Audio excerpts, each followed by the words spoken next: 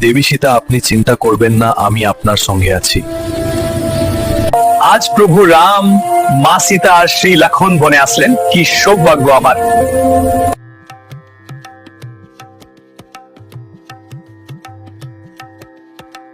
প্রভু, আজকে আমি অনেক ভাগ্যবান, আপনার দর্শন করতে পারলাম। আমাকে আশীর্বাদ করবেন প্রভু। জয় শ্রী রাম। প্রভু, আপনারা কিছু ভোজন গ্রহণ করুন।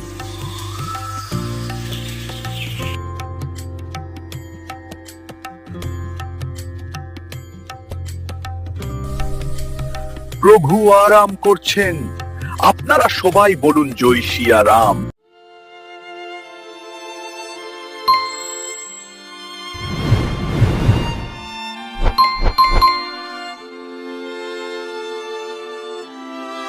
প্রভু আমাকে ছেড়ে চলে গেলেন।